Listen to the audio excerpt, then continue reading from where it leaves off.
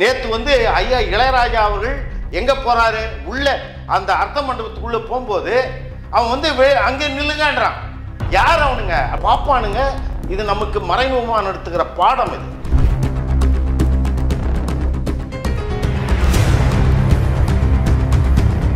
GR மன்னிப்பு கேட்க மாட்டார், கேட்கவும் முடியாது. நான் உயர்ந்த சாதி, என்னால மட்டும்தான் அங்க நிக்க முடியும். நீ எவ்வளவு பெரிய ஆளா இருந்தது, நீ அப்படி நில்ல. உலகத்திலேயே மானம் இல்லாதவன் தமிழ். உலகத்திலே இந்த பார்ப்பனர்கள் ஆரியர்கள் எப்ப வந்தா, ஒரு 5000 வருஷத்துக்கு முன்னாடி வந்தான். இதுல தமிழர்கள் தெரிந்து கொள்ள வேண்டியது ஒண்ணு, நீங்கள் எவ்வளவு மானக்கேடாக வாழ்ந்து கொடுக்கிறீர்கள். எவ்வளவு கட்சி, ஒருத்தனுக்காவது மானம் இருக்கா? ஒருத்தனுக்காவது ரோஷம் இருக்கா? எத்தனை கட்சி? நாம் தமிழர் கட்சின்னு ஒரு கட்சி, விடுதலை சிறுத்தைகள்னு ஒரு கட்சி, திராவிடர் கழகம்னு ஒரு கட்சி. ஏன் கண்டனம் தெரிவிக்கல? தங்களுடைய நிலையை நிலைநிறுத்தத்துக்காக இன்னும் இதை செஞ்சுக்கிட்டே இருப்பானுங்களா? இன்னும் எப்போ இது இவனுங்களை அடிச்சு நொறுக்கிறதுக்கு ஒரு உணர்ச்சி இருக்கா? இல்ல, உங்களுடைய வார்த்தைகள் வன்முறையை தோன்ற வகையில் என்ன வன்முறை இருக்கு சொல்லுங்க.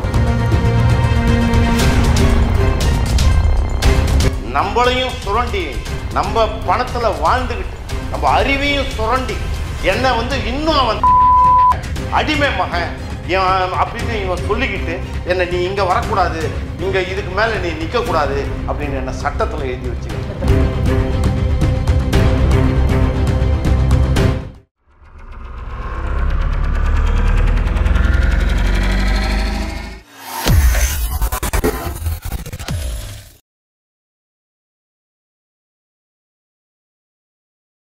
ஐத்தமிழ் நேயர்கள் அனைவருக்கும் அன்பு வணக்கம்.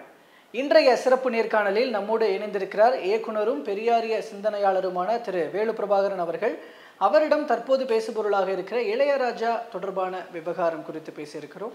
பேசலாம். வணக்கம் சார். வணக்கம் சார். இப்போ இளையராஜா அவர்கள் ஆண்டாள் கோவிலுக்குள் போகும்போது அந்த அர்த்த மண்டபத்தின் வாயிற்படியிலேயே நிற்க வைக்கப்படுகிறார். உள்ள அனுமதி இல்லை அப்படின்னு சொல்கிறாங்க. அதற்கு காரணம் அங்கே வந்து அந்த உற்சவர் சிலைகள் எல்லாம் இருக்கிறது. ஸோ அதனால் வந்து இங்கே ஜீயர்கள் உள்ளிட்ட ஒரு குறிப்பிட்டவரை தவிர மற்றவர்களுக்கு அனுமதி இல்லை அப்படின்னு சொல்லப்படுது. ஸோ இந்த விவகாரத்தில் ஆனால் இளையராஜா வந்து இது ஒரு வதந்தி அப்படின்னு சொல்லி சொல்கிறார். எந்த இடத்திலும் சுயமரியாதை விட்டு கொடுக்க மாட்டேன்னு அவர் ஒரு விளக்கமும் கொடுத்துட்டார். பட் இதையும் தாண்டி எந்த விஷயத்தை நீங்கள் இதில் பார்க்குறீங்க? ஐயாவுக்கு இது அவமானமாக இருக்காது. ஏன்னா அவருடைய அறிவை, அவருடைய உழைப்பை, அவருடைய நேர்மையை யாராலையுமே ஏதோ இங்கேருந்து அங்கே போன்றதுனால அவமானப்படுத்த முடியாதுன்றதுல அவர் நம்பிக்கையாக இருக்கார். அது மட்டும் இல்லாமல் அவர் ஒரு மத நம்பிக்கையாளர். அந்த மத நம்பிக்கையாளர் வந்து, ஓ நான் இந்த அர்த்த மண்டபத்துக்குள்ளே வரக்கூடாதா, இப்படி இந்த ஆகமம் சொல்லியிருக்குதா, அப்போனா நான் இப்படியே நிற்கிறேன், அது நான் ஒன்றும் சட்டப்படி தான் நான் இங்கே நிற்கிறேன், இங்கே நான் வெளியேற்றப்படலை அப்படிலாம் நினைக்கிறது அவருடைய பெருந்தன்மை. ஆனால் இதில் தமிழர்கள் முக்கியமாக உணர வேண்டிய ஒரு விஷயம் என்னன்னா, 97% இருக்கிற மற்ற மக்களை 3% இருக்கிற 3% இருக்கிற பார்ப்பனர்கள் எப்படியெல்லாம் அடிமைப்படுத்துகிறார்கள், எப்படியெல்லாம் அவர்களை அடக்கி ஆளுகிறார்கள் அப்படிங்கிறதுக்கு இது ஒரு மிகச்சிறந்த உதாரணம். கடவுள் இதை அப்படியே பார்க்கணும். இப்போ ஒவ்வொரு கோவில்கள் இங்க வந்து ஒவ்வொரு மதத்திற்குமான ஒரு நெறிமுறைகள்லாம் இருக்கு, வழிமுறைகள் இருக்கு. அதை வந்து கடைபிடிக்கலாம், அதற்குரிய உரிமைகளும் இருக்குன்னு நம்மளுடைய அரசியல் சாசனமும் சொல்கிறது. அதன் அடிப்படையில் இந்து மதத்தில் ஒவ்வொரு கோவில்களுக்கான ஒரு ஆகம விதிகள் இருக்கிறது. அதன் அடிப்படையில் தான் இந்த கோவில், ஆண்டாள் கோவிலை பொறுத்த வரைக்கும் அந்த அர்த்த மண்டபத்துக்குள்ள மற்றவர்களுக்கு அலௌடு இல்லை அப்படின்றத சொல்கிறாங்க. இதையே இவ்வளோ டெப்த்தாக பார்க்கணுமா? ஒன்றும் இல்லை, உலகம் வளருது. அதாவது உலகம் பல இழிநிலையில் இருந்திருக்கலாம், பல மூட நம்பிக்கைகளில் இருந்திருக்கலாம். ஆனால் உலகம் மாறிக்கொண்டு வருகிறது. உலகம் மாறி வரும்போது நீங்கள் மாறாமல், அதாவது நம்மை மாற்ற விடாமல் பார்ப்பனர்கள் எப்படி ஆதி காலத்து பழக்க வழக்கங்களை, இந்த மாதிரி காட்டு மிராண்டி பழக்க வழக்கங்களை, ஏற்றத்தாழ்வுகளை, இதில் நீங்கள் நல்லா உத்து கவனிக்க வேண்டியது ஒன்று இருக்குது. உலகத்திலேயே அந்த மாதிரி கடவுள் இருக்கிறார் இங்கே நீ வர தகுதியற்றவன் அப்படின்னு இஸ்லாமோ இல்லை கிறிஸ்துவமோ இல்லை பௌத்தமோ அப்படி எந்த மதமும் சொல்லலை. உலகத்தில் அப்படி இங்கே கடவுள் இருக்கிறாரு, இந்த கடவுள் இருக்கிற இடத்துக்கு நீ வரக்கூடாது. ஐயா நேற்று கருவறைக்குள்ளே போகிற மாதிரி நிறைய பேர் எழுதியிருக்கான். கருவறைக்குள்ளே கூட்டு போனாங்க. அப்புறம் கருவறை அல்ல, கருவறைக்கு முன்னாடி இருக்கிற ஒரு அர்த்த மண்டபம். எல்லா முக்கியமான பக்தனுங்கெல்லாம் அங்கே நின்றுருக்கானுங்க. நானும் எத்தனையோ அர்த்த மண்டபத்தில் போயிட்டு நின்று இருந்திருக்கிறேன் பெரிய பெரிய பணக்காரனுங்களோட. பல சின்ன வயதில். நீங்கள் கோயிலுக்கு போனீங்களா? சின்ன வயதுலேயே நான் போயிருக்கிறேன். நான் இந்த சில திரைப்படங்களை படப்பிடிப்பு நடக்கும்போது அந்த தயாரிப்பாளர்களோ அந்த இயக்குனரோ அங்கே பக்கத்தில் இருக்கிற பெரிய பெரிய கோயிலுக்கு என்னை கூட்டிகிட்டு போவாங்க. நானும் அது பார்க்க வேண்டிய ஒரு அவசியம் இருக்குது. இல்லை, ஏன்னா கடவுள் இல்லைன்னு பெரியாருடைய கொள்கைகளை சொல்கிற நீங்கள் கோயிலுக்கு போயிருக்கீங்களா அப்படின்னு. அதனால நிச்சயமாக கோயில் அப்படிங்கிறது பார்ப்பனர்கள் கைப்பற்றிய ஒரு இடம். ஆனால் அந்த கோயில் கட்டியதும் அந்த கலையும் அந்த திட்டமும் அதன் சிற்பங்களும் அதனுடைய கட்டிடக்கலையும் எல்லாமே நம்மது. அதை நாமே அது நிறைய இந்த பாப்பானுங்க என்ன பண்ணாங்கன்னு இந்த மாதிரி சிறந்த கலைகளையெல்லாம் கோயிலுக்குள்ள சிற்பமாகவும் ஓவியமாகவும் இப்படிலாம் செதுக்குனால அப்படிப்பட்ட இடங்களுக்கு நம்ம போக வேண்டியது இருக்குது. இப்படியெல்லாம் இவர்களுக்கு தகுந்த மாதிரி இந்த ஆகம விதிகளை மாற்றுகிறார். இவன் இங்கேருந்து போகக்கூடாது அர்த்த மண்டபம்னா அந்த அர்த்த மண்டபத்துக்கு ஏன் போகக்கூடாதுன்னா அதில் ஆகமம் சொல்லுதுன்றான். இந்த ஆகமம் ஆகமம் ஆகமம் அப்படின்னு சொல்லித்தான் இவன் இவ்வளவு வஞ்சகத்தையும் இவ்வளவு அயோக்கியத்தனத்தையும் இவ்வளவு அடக்குமுறையும் நிறைவேற்றணும். இந்த ஆகமம் அப்படிங்கிறது என்ன அப்படின்னு பெரியார் கேட்குறார். பெரியாருடைய இறுதி பேருரை இதை வச்சு தான், இப்படிப்பட்ட கோயிலுக்குள்ளே இருக்கிற தீண்டாமை தான். அவருக்கு கேட்குற முதல் கேள்வி, தீண்டாமை அப்படிங்கிறது சட்டத்திலையும் இல்லைன்ட்ட, தத்துவத்திலையும் இல்லைன்னு சொல்லிட்ட, ஆனால் தீண்டாமையே இது மாதிரி கோயில் கருவறை அங்கே இங்கன்னு பல இடத்துல தீண்டாமை அப்படிங்கிற ஒரு கருத்தை இன்னும் உயிரோடு வச்சிருக்கிற. அப்போ எந்த நேரத்தில் வேணுமாலும் அதை நீ பழைய நிலைக்கு உயிர் கொடுத்து வளர்த்துருவ. அதனால் அந்த தீண்டாமை அப்படிங்கிறது கோயில் கருவறைக்குள்ள கூட இருக்கக்கூடாது அப்படிங்கிறது தான் பெரியாரோடைய இறுதி போராட்டம். அந்த இதுக்கெல்லாம் ஆதாரமாக இருப்பது ஆகமம் அப்படின்னா அந்த ஆகமம் அப்படிங்கிறது இறைவன் அருளியது அப்படின்னு சொல்லி இப்போ திருமூலர் உள்ளிட்ட அவர்கள்லாம் சொல்லியிருக்கிறாங்க அப்படிங்கிறதெல்லாம் இப்போ படிக்க முடியுது. ஒரு இறைவனால் அருளப்பட்டதுன்ற பேரில் தானே அது ஃபாலோ பண்ணப்படுது ஆகமம். இப்போ கிறிஸ்து எப்போ பிறந்தாருன்னா 2000 வருஷத்துக்கு முன்னாடி பிறந்திருக்காரு. அது யாரா அந்த பைபிளில் எழுதினாலாம் பால் இவன்லாம் இருக்கிறான். இதான் மதங்கிறது தேவையற்றது, கடவுள் இல்லை அப்படிங்கிறது இருந்தாலும் இந்த மதங்களை உருவாக்கியவர்கள் இருக்குது. பைபிள்லாம் என்ன, பைபிளில் என்னென்ன எழுதியிருக்குது, குரானா, இவர் நபி 1600 வருஷத்துக்கு முன்னாடி பிறந்தார், அவர் குரான் எழுதியிருக்காரு அப்படின்னு ஒரு குரான் இருக்குது. அப்படி இந்து மதத்தில் என்ன இருக்குது?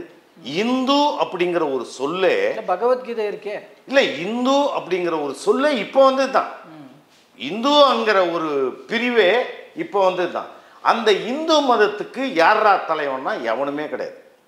நீங்க ஆகமத்தை சொல்லியிருக்கியாடா அப்படின்னா இந்த ஆகமம் நாரதர் எழுதுனது, வசிஷ்டம் எழுதுனது, யஞ்ஞவல்லியம் எழுதுனது, இன்னும் வெங்காயம் எழுதுனது, இப்படி யாரா இவன்லாம் யாரா? இவன் மனுஷனானா இவன்லாம் இல்லை, இவெல்லாம் மேல் உலகத்தில் வாழறவன், இவன் தான் எழுதுனான். இவன் எப்படா வாழ்ந்தான்?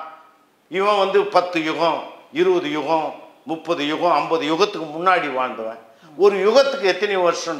இல்லை, ஆக்சுவலி ஆகமங்கள் பற்றி நீங்கள் சொல்கிறது இப்படி சொல்கிறதுனால சொல்கிறேன். ஆகமங்கள் குறித்துலாம் படிக்கும்போது என்னென்னா, ஆகமங்கள் வேதங்கள் அல்ல, பட் அதில் இருக்கிற சில விஷயங்கள்லாம் இருக்குது. இந்த ஆகமங்கள் அப்படிங்கிறது ஒவ்வொரு கோவில் கட்டப்படும் பொழுதும் அதற்குரிய அந்த தலைமை குருவோ இல்லை அங்கே இருக்கிற அந்த டாப் மைண்டடாக இருக்கிற பர்சன் இந்த இடத்துல இந்த கோயிலில் இந்தந்த மாதிரியான வழிபாட்டு முறைகள் இருக்கணும், இந்தந்த நேரங்களில் வழிபடணும், இந்த மாதிரி வழிபடணும்னு சொல்லி வைக்கிறது தான் ஆகமங்கள். அதுதான்ற போது இல்லை, அதான் நீங்கள் இதை கடவுள் தேவர்கள்னு சொல்கிறீங்க அப்படின்றது இல்லை. இல்லை, இந்து மதத்தில் இல்லை, இந்து மதத்தில் சுப்ரீம் கோர்ட்டில் 1972 இதுக்கு ஜட்ஜ்மெண்ட் கொடுத்துருக்கான்.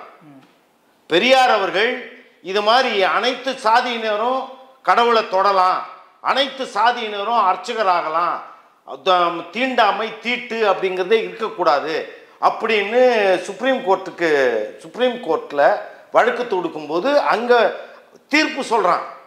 இந்த ஆகமப்படி இப்படி நீங்கள் இந்த சாதி யாரும் போகக்கூடாதுன்னு.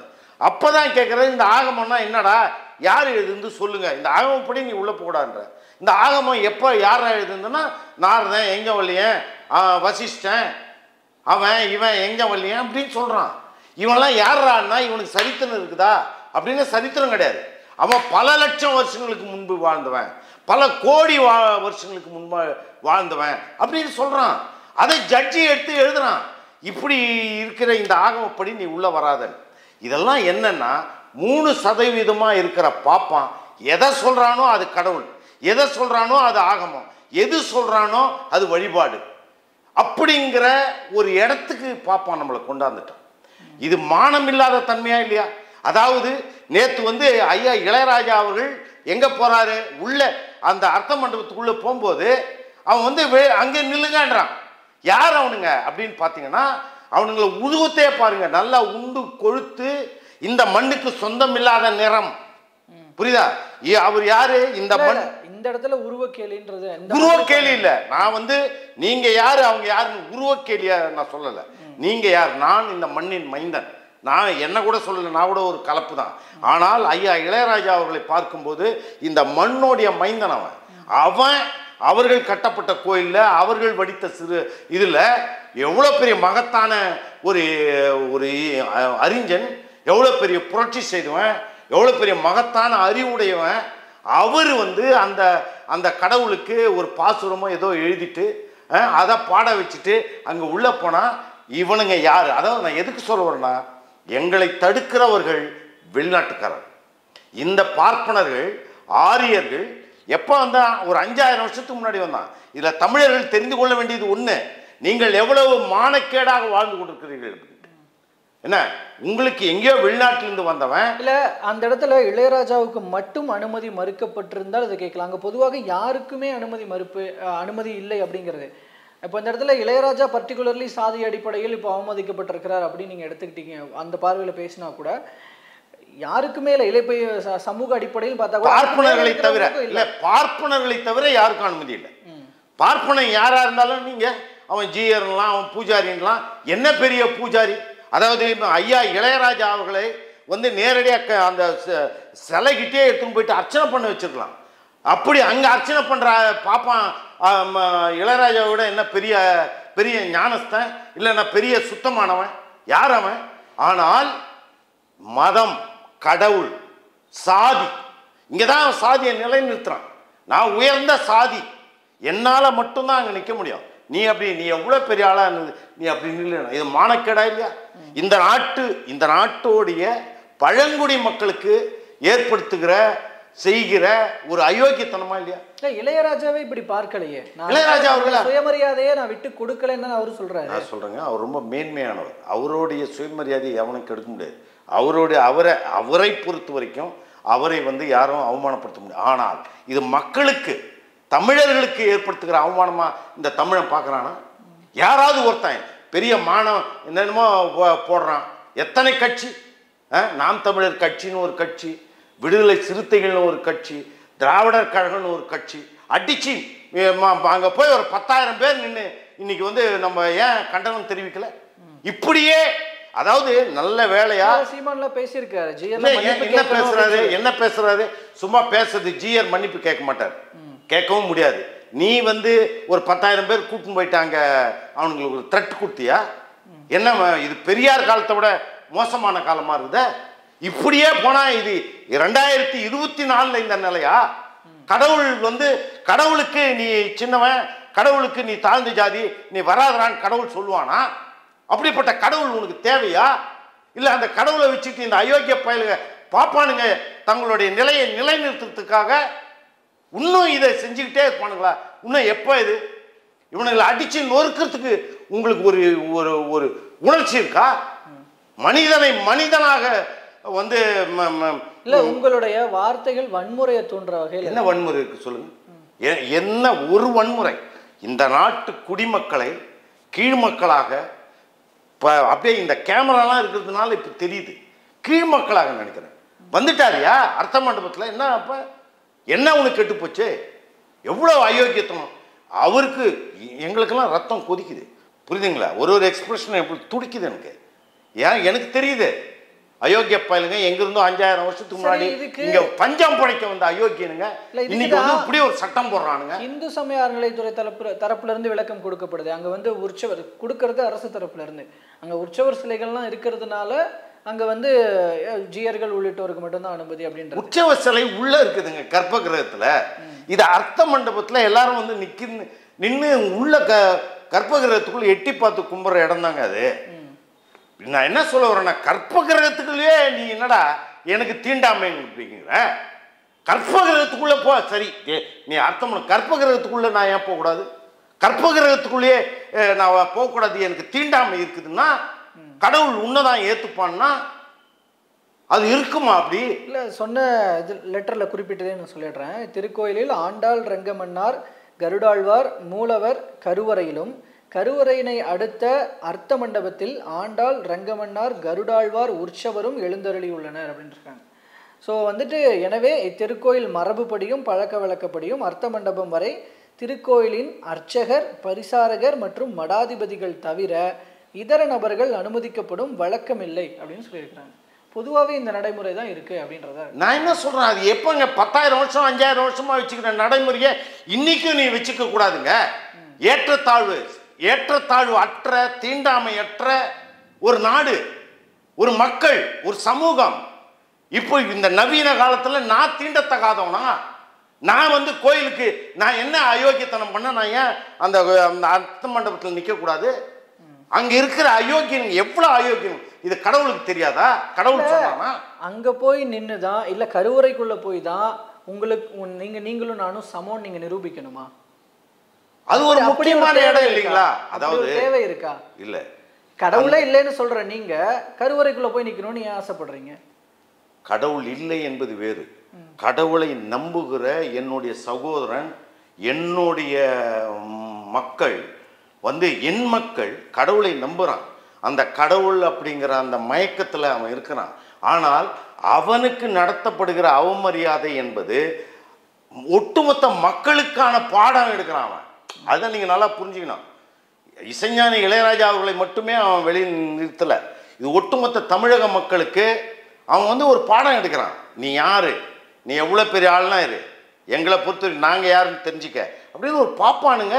இது நமக்கு மறைமுகமாக நடத்துகிற பாடம். இது இப்படிப்பட்ட ஏற்றத்தாழ்வு இருக்கக்கூடாது அப்படின்ட்டு தான் நாங்கள் போராடுறோம். இப்படிப்பட்ட ஏற்றத்தாழ்வு, இப்படிப்பட்ட தீண்டாமைன்னு ஒன்று வச்சுன்னு ஒட்டுமொத்த மக்கள் மூலையில் நீ ஒரு சாதி மனப்பான்மையை தூண்டுற. நீ அங்கே என்ன வெளிப்போய் நில்லுன்னா என்ன சொல்கிற? நான் உயர்ந்த சாதி, நான் தான் இந்த இடத்துக்கு வரலாம், நீ வந்து கொஞ்சம் மட்டம், அதனால் நீ அங்கே நில்லு அப்படின்றான். இதோட அர்த்தம் அதுதான். ஆனால் இளையராஜா அவர்கள் நினைக்கலாம் கடவுள்னு ஒன்று இருந்தால் என்ன தான் அவன் உயர்வாக நினைப்பான் அப்படின்றது அவருக்கு தெரியும். அதனால் அப்படிப்பட்ட மனநிலையில் தான் அவர் இருக்கார்.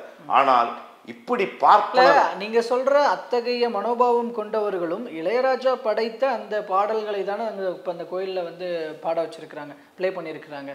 இப்போ அதுவே வந்து கொடுக்குற முக்கியத்துவமாக, அதுவும் இல்லாமல் இங்கே இளையராஜாவுக்கு முதல் மரியாதை கொடுக்கப்பட்டது அந்த நிகழ்வு நீங்கள் வீடியோவில் பார்த்துருக்கலாம் இல்லையா?